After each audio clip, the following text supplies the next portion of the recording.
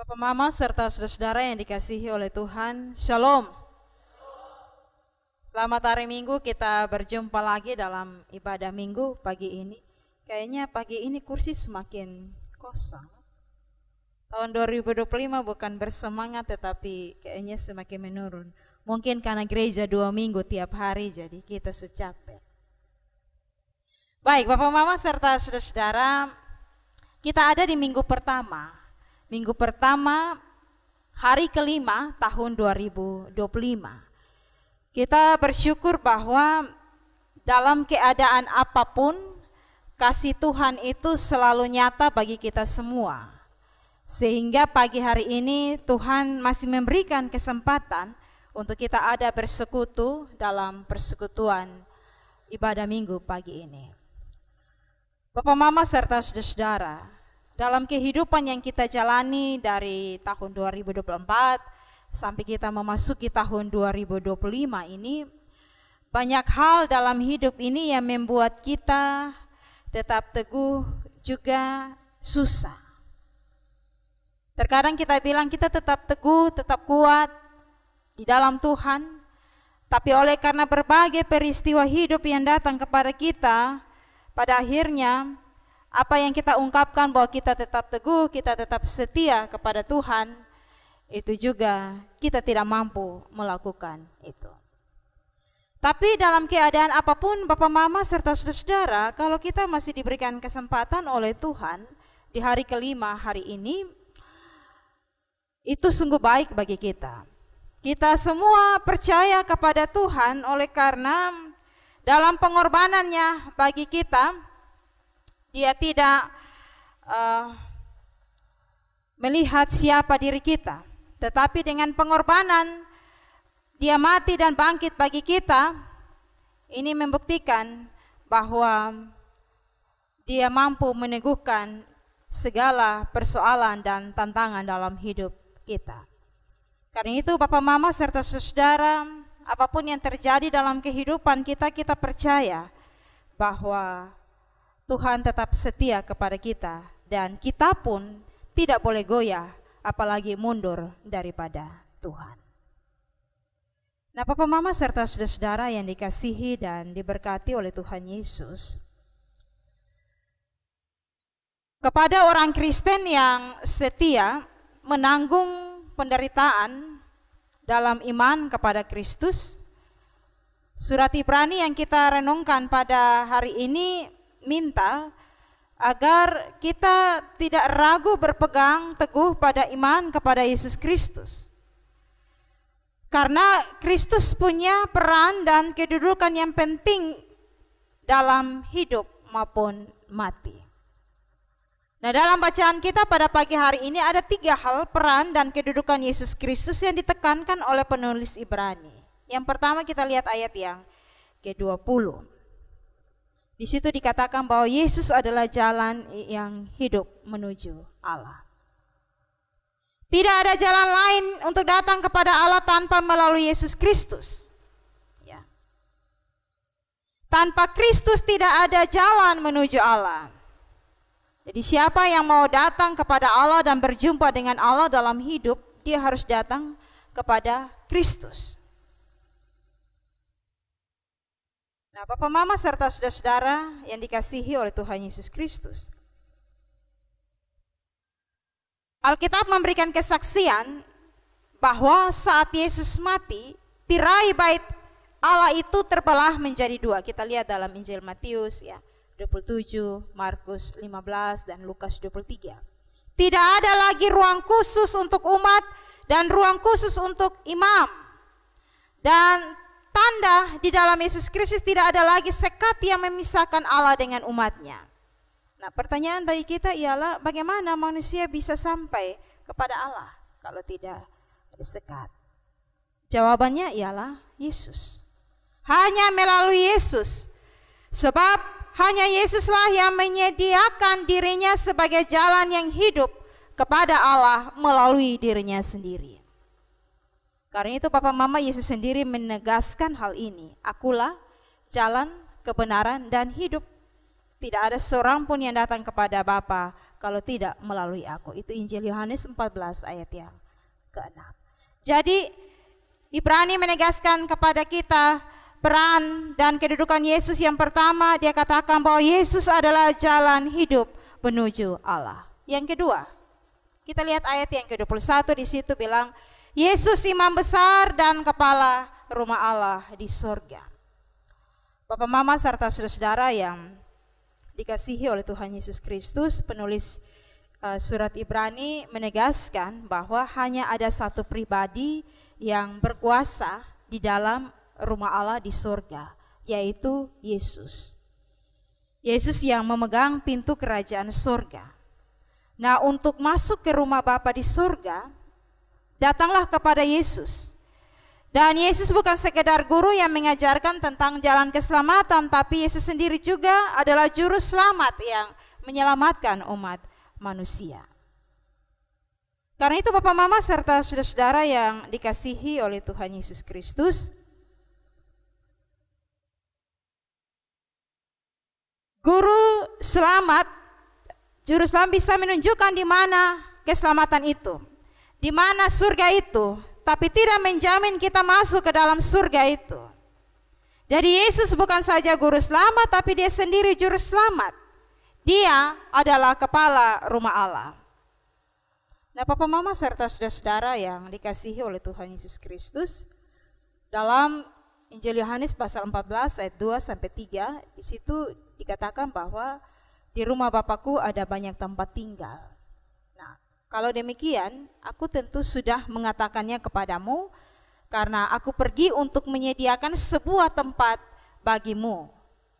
Dan jika aku pergi menyediakan sebuah tempat bagimu, aku akan datang kembali dan membawamu kepadaku, supaya di mana aku berada, kamu pun berada. Jadi Bapak Mama serta saudara-saudara, kepala rumah surga itu Yesus. Siapa yang percaya kepada Yesus, ia akan mendapatkan tempat di rumah Bapa di surga dan tinggal bersama-sama dengan Dia.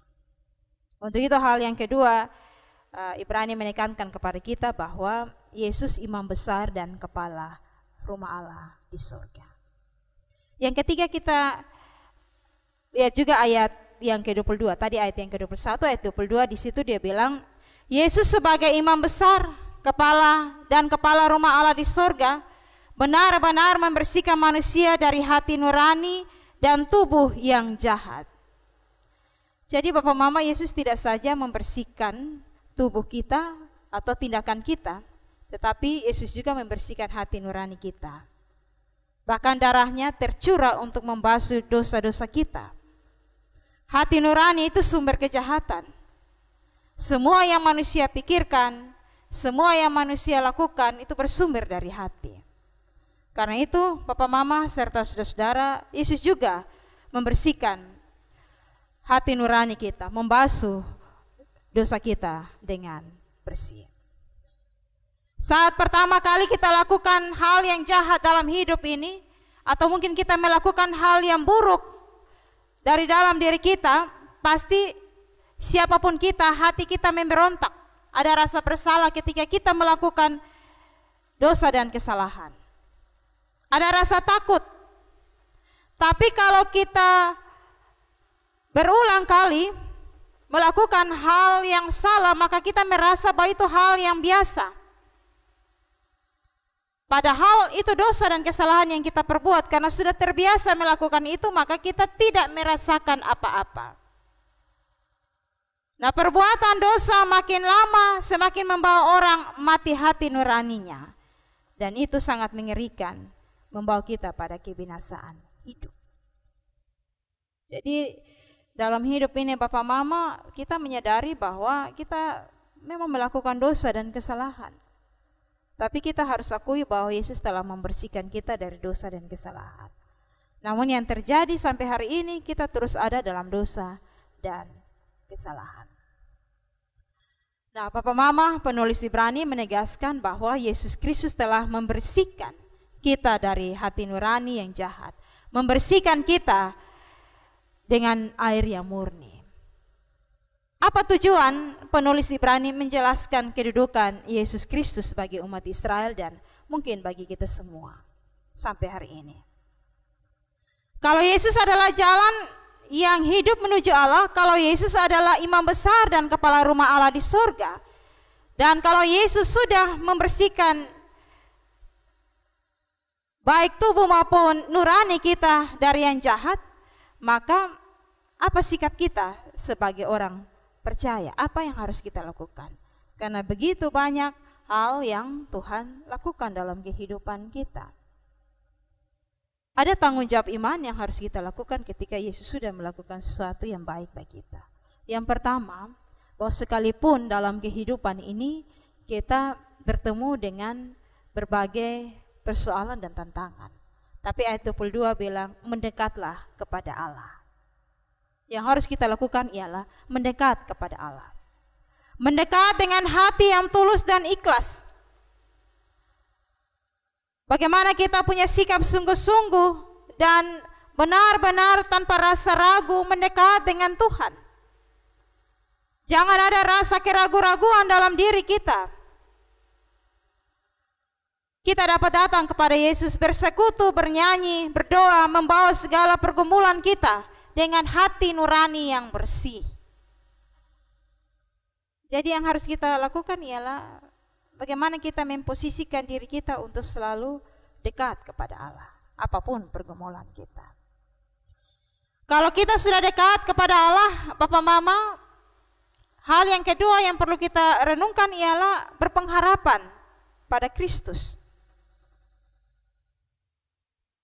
Berpengharapan menantikan yang baik dan dengan penuh kepastian. Jangan ada rasa ragu. Iman yang benar harus punya dasar, yaitu janji Allah. Dengan kata lain, Bapak Mama, kita harus bertekun dalam iman dan setia kepada Kristus. Kalau kita sudah menaruh pengharapan pada Kristus.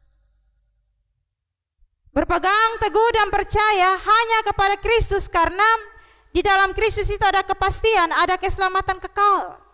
Ada anugerah keselamatan yang kita dapatkan dengan cuma-cuma apabila kita terus menaruh pengharapan kepada Tuhan. Nah, karena itu Bapak Mama, dalam hidup ini tidak semua orang menaruh pengharapan kepada Tuhan. Ada orang yang dalam mendapatkan persoalan dan tantangan dia selalu menggunakan akal pikiran. Dia lupa melibatkan Tuhan, dia lupa berharap pada Tuhan, ataupun bisa dia mengharapkan orang lain. Nah, hal yang kedua yang harus kita lakukan, teguh berpengharapan tetap pada Kristus apapun keadaan kita. Yang ketiga Bapak Mama, pada ayat yang ke-24 bilang bagaimana dalam hidup ini kita saling memperhatikan dan mendorong dalam kasih untuk pekerjaan yang baik. Yang harus kita lakukan ialah dalam hidup ini kita hidup bukan untuk kepentingan diri kita, tapi ada juga orang lain. Nah, dengan cinta kasih setiap orang harus saling mengingatkan untuk terus giat melakukan hal-hal yang baik dalam hidup ini, terutama dalam pekerjaan-pekerjaan Tuhan. Kita harus saling mengingatkan antara satu dengan yang lain. Orang yang setia mengikuti Tuhan akan ditandai dengan kesetiaan dalam beribadah. Dia giat melayani pekerjaan Tuhan apapun kondisi yang terjadi. Kalau orang yang setia kepada Tuhan itu diikuti dengan dia tetap beribadah kepada Tuhan. Saling mengingatkan antara satu dengan yang lain tetap berjumpa dengan Tuhan. Itu yang ketiga. Dan yang keempat, Bapak Mama ayat 25 bilang saling menasihati untuk rajin beribadah kepada Tuhan. Ibrani menasihatkan supaya jangan kita menjauhkan diri dari pertemuan-pertemuan ibadah kita. Tetapi bagaimana kita saling menasihati dan semakin giat melakukan menjelang hari Tuhan yang mendekat. Bapak Mama serta saudara-saudara, dengan penebusan Kristus ya, yang sudah Kristus buat bagi kita sebagai orang percaya tidak lagi menjauhkan diri dari ibadah, tetapi justru kita harus semakin giat beribadah. Dan pusat ibadah kita ialah Yesus Kristus, tidak ada yang lain. Meninggalkan pertemuan ibadah akan membuat iman kita semakin merosot.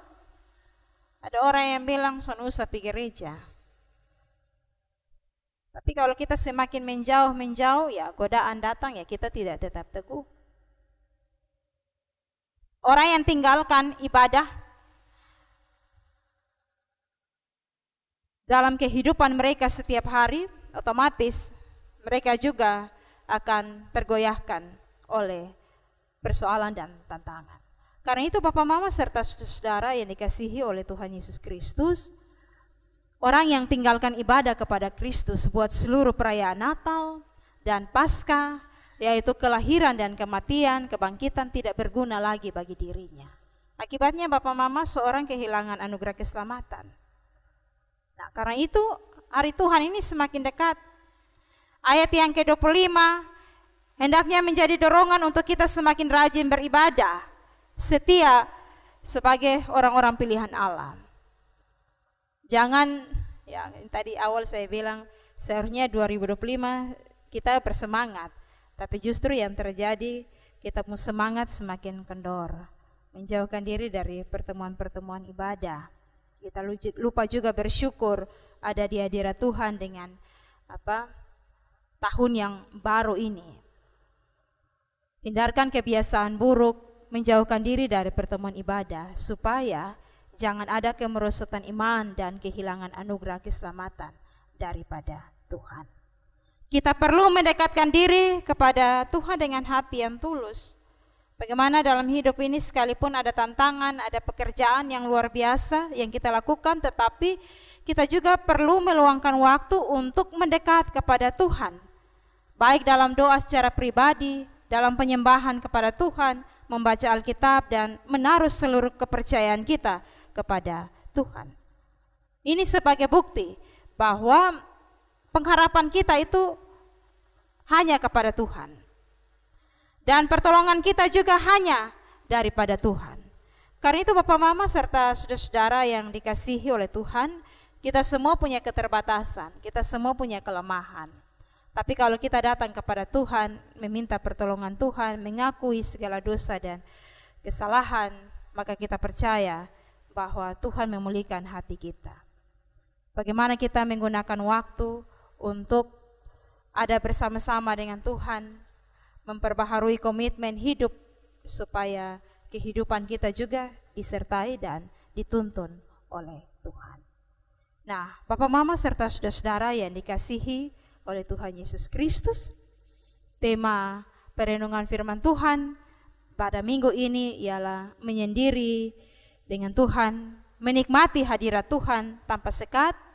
Marilah dalam perjalanan kehidupan kita juga menata relasi kehidupan kita dengan Tuhan, menata relasi kehidupan kita dengan sesama dengan penuh ketulusan hati. Kita terpanggil untuk saling memberi hati, kemudian memuliakan Tuhan. Bagaimana kita juga mendukung pelayanan kita di tahun 2025 dengan tidak menjauhkan diri dari pertemuan-pertemuan ibadah kita. Kita semua bersyukur karena kita diberikan kesempatan untuk masih setia beribadah.